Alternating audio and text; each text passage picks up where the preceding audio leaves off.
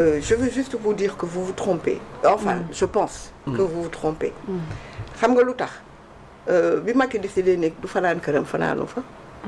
bi état pas Macky mais état. décidé ni kii du fanaan këram fanaanu fa. te dara xewul après. dara xewul lan moo xew. ñebbe. moytu leen état mais avant ça Macky était pris li dal li ma koy wax toujours li dal Macron dafa daloon Macky. Macky à un moment est venu les partis traditionnels républicains ñëpp la été. PDS. Khalifa Sall qui était là. Il y avait plus de leaders de l'opposition charismatique. ñëpp éliminé. Oui. Macron il a fait la même chose en France avec les deux extrêmes là qui sortent qui prennent de l'avant. Il a tué la droite républicaine, la gauche, les socialistes ñëpp la les Rachida doon wax rek En Marche c'est un peu les traites de droite et les traites de gauche. Il a tout récupéré moo tax mu am problème am des extrêmes.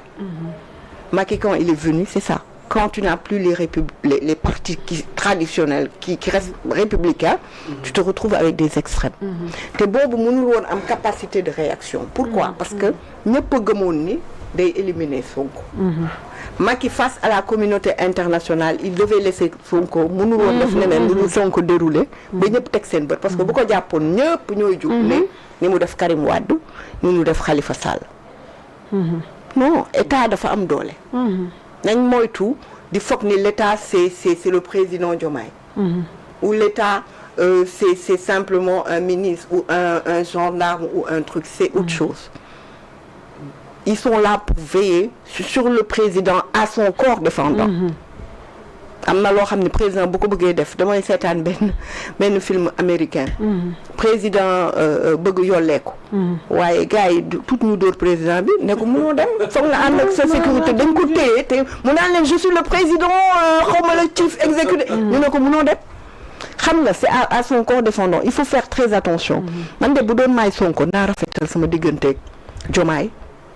ba ko mu yeggali mandaawam tranquillement politique moment politique dafa am bu ñuy dem local nga def sa kii uti sa local législative nga dem sa législative uti sa législative mais di jéem a toog ci assemblée pour ruube pour kii bu ko defee le président a des leviers. ku foog ne amul levier yaa ngi nax sa bopp maa ngi doon dégg sa xarit bi naanu yii mënul def lii mënul def lii attention y a d'autres leviers que les ma dégguma nit ñi di ci wax mais duñ ci wax mais président am na yeneen levier mais Nafi peut-être pour terminer dafa am ñaar yu ma bëggoon laaj mooy fii ñu bëri dañ jàpp ne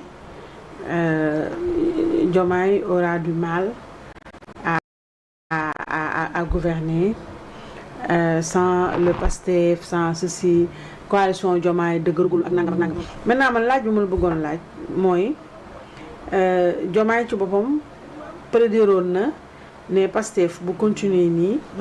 il va vers sa propre destruction. léegi boo xoolee depuis ba ñuy tasee gouvernement bi boo xoolee la réaction des uns et des autres soo su xool ministériel yu bari xaru nañu waxatul même sama xarit bu waale fi mu nii moom sama xarit moom man sa waa yi man dama xawatul ci lu mës nañu waxtaan xam nga da nga bëgg yow ma révélé yu bëri yu may noppi ma ne la ku xamul état moo foog ni kii ñaari député la waaw Diomaye wax nga ko de waaw moo foog ne léegi ñaari ministre paa bee nee na am na yeneen 10 11 waaw loolu moo feeñagu état man de paa bi ne 11 ma ne ko man de ñaar laa foogoon.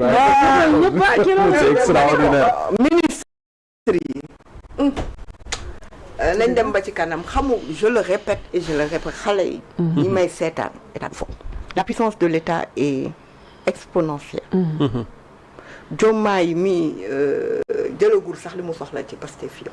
man maa gisoo temps yi démission yi ngay gis. waaw chaque minute. naan li leen Sonko wax. billaay xoolal dañu. seetlu nga démission yi. ma ne la xam nga fu ñu jëm ñoom ñëpp Diomaye président lañu jëm. il va puiser dans Pastef.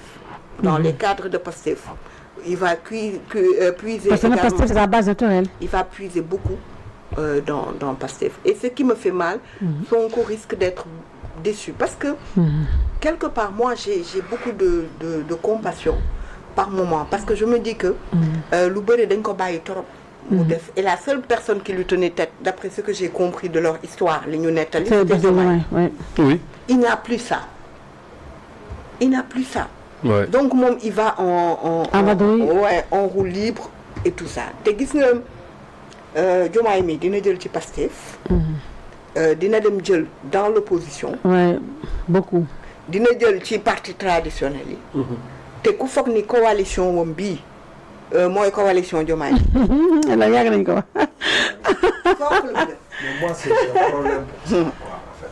bah maa la wax Vous li dites que cette coalition est la partie ma wax la benn affaire Macky tu sais Macky ce qu'il avait fait benn bokk yaakaar Macky avant Macky léegi damay wax léegi na la coalition Diomaye xaaral ma ñëw rek ñëwagul jàppal li ma la wax nii dama la ko sànni jox la nga téye ko ci kanam Macky 2012 bi Macky Sall amoon Oui. Oui.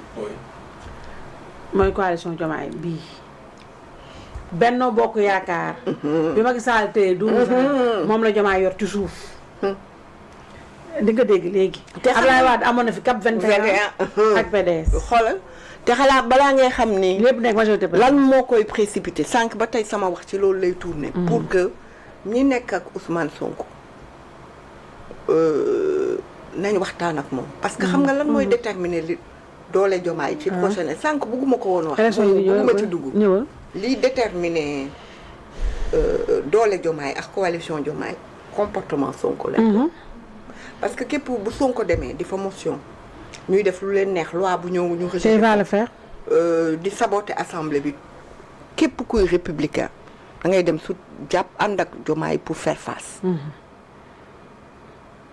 ça parce que kenn du nangu la destruction de la République et des institutions donc moom c'est son comportement qui va déterminer ce que Diomaye va avoir lors des prochaines élections ak kan la Diomaye di am ak kan la Diomaye di àndal ci moom la. d'où l'intérêt de laisser de laisser Sonko à l'Assemblée nationale. faut le laisser à l'Assemblée loolu moo koy. te mi ngi doon comprendre loolu moom Sonko. moo koy déterminer bu demee nag mu régler mu kii après il pourra lui également parce que quand même c'est pas un abo politique parce que c'est pas un parti comme ça am na nit moom dina mën a sax dem jëli ñeneen ànd ak ñoom mën naa ne mais bu demee di am yenn comportement yi ce sera à l'avantage de. Quelle est la position dans la coalition Diomaye président? ñun nekkaguñu coalition Diomaye nekkuñu fa. est-ce que yéen waxtaan ci suuf. est-ce que am na ay waxtaan yu am ci suuf. waaye yow Diomaye déggoo ko mu ne maa ngi woo Ablaye xaaral rek ma wax la nga xaaral ma wax man ba ñuy waxtaan dama ko yëg. non xaaral yëguma ko. non xaaral ndax yow vous êtes chargé de la communication du PDS. mais ni chargé de stratégie ni secrétaire général waxal kii bu ma dugal yow. ci parti bi da nga koy xam. moom si yaay tëj. keroog Bassirou Diomaye Faye président de la République dafa ñëw ci 100 ans yi. ñu koy remercier. xaaral ma yegg ni ba pare nga remercier ko j'ai une question de yaa ngi dégg bi mu ñëwee on a vu le PDS maanaam jeunes yi nga xamante ne ñoo fa nekkoon wala bokk. même maire yi ak maire yi ak paa yi sax même paa yi ñëpp en fait ils ont mis le président de la République ci benn confort bu nga xamante ni il se sentait chez lui en fait loolu taxoon il a réussi son discours ñu mettre ko à l'aise man personnellement je me dis que c'est quelque chose boo xamante ne yéene ko préparé personnellement après nga ñëw je me dis que da ngeen ko préparé pour mettre ko à l'aise c'est ça que je me suis dit comme analyse yëpp loolu laa dama naan lii ça a été préparé ça peut pas être spontané mais bi mu fa jugee libéraux yëpp kontaan nañ ñëpp am na ci sax ñoo xamante ne ñoom dañoo ne paa bi dafa war a sax def communiqué pour wax ne dem nañ biir Diomaye président ndax kontaan moom léegi est-ce que da ngeen nekk di waxtaan ci suuf pour xool nan ngeen di duggee quoi nan ngeen di ànd ak Diomaye Faye nan ngeen di ànd ak coalition présidentielle pour dem wala waxtaan boobu amul wala dàqu leen ko surtout élection bu fekkee élection locale dina am. waaw maa ngi remercier bu baax président Diomaye lii mu ñu defal suñu président Wade xam nga man bu ma déggee nit ñi ni naan dañu def ci Sonko ñun li ñu Wade jaral nit mënu koo imaginer nga fonk Wade ñu fonk la nga yeb Wade ñu bala lii moom c'est-à-dire ki dañ ko yemalewul gannaaw yàlla ak yonent bi ak suñuy waajur dañ ko yemalewul ak kenn. Diomaye maintenir des relations qui ne sont pas politiques. baa ngi noonu ak moom. waaw waaw. fii am na lu ngeen fa waxtaanee. déedéet. déedéet am na fa. waaw au-delà de li. fii yaa ba par exemple jigéen fa. na fi nii. xam nga politique. Diomaye il a su maintenir des relations humaines. personnelles qui ne sont pas politiques wax dëgg yàlla. su ma waxalee te loolu c'est à son honneur. même li xewoon fële c'est pas préparé. c'était on était content parce que waa ñi ko waroon sargal bëree nañ.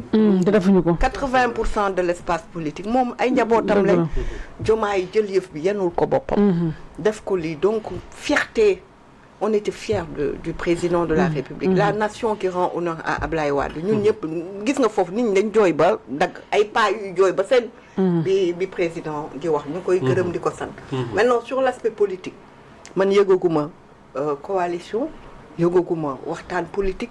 yëgaguma ci dara ndax man du ma secrétaire général national du ma chargé des stratégies du ma chargé des élections waaye daal ñun xam naa ne Diomaye man nag fii Nafissatou Diallo man daal Diomaye ba déet am na yoo xam ne kat bu ñu koy waxtaan du ma ko yëg bu ñu waxtaanee ba pare xëy na ñun ñu yëg ko mais man yëgaguma ay waxtaan politique te mais man à titre personnel man la concerné waxuma kiiwu communication dara man daal Diomaye jox naa ko cër bëgg naa ko ndax ni mu fonkee sama góor gi yàlla na ko yàlla jàppale loolu c'est personnel maintenant sur l'aspect politique je ne sais pas on n'en a pas encore parlé parce que amaguñu sax date xamuñu sax kañ la élection yi xamuñu ban coalition dañuy ànd xamuñu ndax c'est les libéraux xamaguñu qu'est-ce qui va se passer et je pense que moo tax may revenir ci li ma waxoon ça va être déterminant le comportement du président de l'Assemblée et l'Assemblée nationale parce que loolu mooy tax ndax day am un bloc uni